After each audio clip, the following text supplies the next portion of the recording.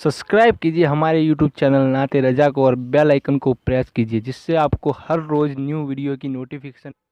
लोग कहते हैं मौलाना दुआ कबूल नहीं होती। क्यों होगी कबूल? दिल में तो कीने का कुत्ता बैठा हुआ है, दिल में तो कीने का जानवर बैठा हुआ है। हजरत सैयदना अबू हुरैरा मुल्क शाम गए, तवज्जो करना, मुल्क शाम गए, मुल्क शाम जाकर के लोग जमा हो गए, सहाबी रसूल आए, सहाबी रसूल आए। तो अब क्या होगा? अब दुआ होगी, नबी का सहाबी दुआ करेगा।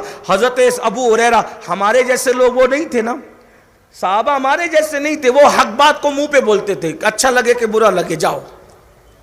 हम लोग तो बहुत रियायत करते हैं, लेकिन वो हक बोलने में किसी की रियायत नहीं करते, क्योंकि रसूलुल्लाह की तरबियत थी। हम लोग तो देखते हैं सेठ साहब है, नाराज हो के कहीं चंदा ना बंद कर दे, सलाम कलाम ना बंद कर दे, सबका ख्याल रहता है। मगर याद रखना, रब की राह में किसी का ख्याल ना करो। हक जब तक नहीं बोलोगे हक तक नहीं पहुंचोगे। हक बोलने की जुर्रत पैदा करो। कोई नाराज होता है तो होता रहे। तो किसी ने कहा है ना, तौहीद ये है कि खुदा हश्र में कह दे बंदा ये दो आलम से खफा मेरे लिए है। तो हक बात बोलने में कोई किसी की रियायत नहीं। हाँ, अच्छे अंदाज से बोल दे।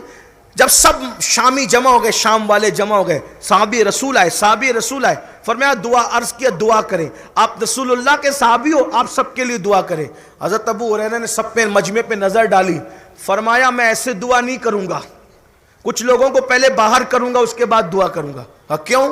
कहा मेरी दुआ जाए ना हो, इसलिए जो अपने रिश्तेदारों के रिश्ते को मुनक़ते कर चुका है, जिनके रिश्तेदारियों में बातचीत बंद है, जब तक वो उठ के नहीं जाएंगे मैं दुआ नहीं करूंगा। क्योंकि ऐसा आदमी अगर मजमे में रहा तो मेरी दुआ भी कबूल नहीं होगी। पहले जाओ अपने रिश्तेदारों से सुलह करके आओ, जिसके बातचीत बंद है रिश्तेदारों से। लेकिन वो दौर कितना अच्छा था, खैरुल कुरून का दौर था ना। पूरे मजमे में सब लोग थे जिनकी रिश्तेदारों से अच्छी पटती थी। एक जवान था जिसकी अपनी फुप्पी से बातचीत बंद थी, वो उठ करके गया, फुप्पी अम्मी माफ कर दो। कहा क्यों माफी मांगने आया? कहा साहबी रसूल ने महफिल से निकाल दिया कि रिश्तेदारों से बातचीत करने वाला जिस मजमे में होगा उस मजमे में दुआ कबूल नहीं होगी। अब हजरत अबू हुरैरा कह रहे हैं कि रिश्तेदारों से बातचीत करने वाला जिस मजमे में होगा, तो अबू हुरैरा कहते हैं मेरी दुआ कबूल नहीं होगी, तो अमीनुल कादरी की कब कबूल होना है?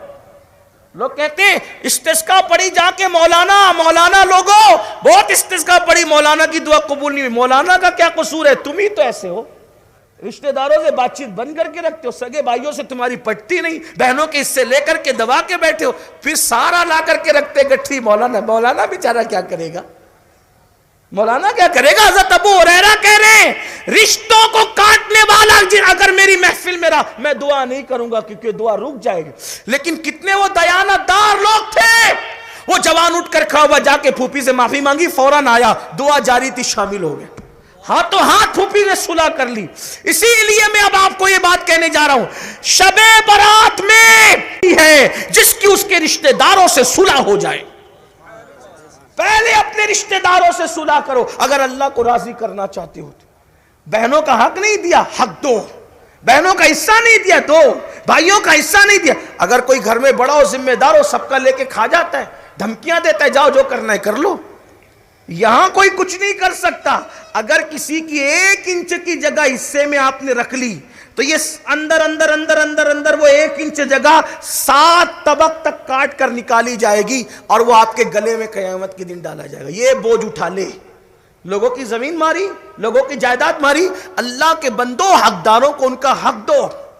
हक देने से बरकत नहीं जाती, हक देने से बरकत आती है। बरकत हक तलफी से जाती है।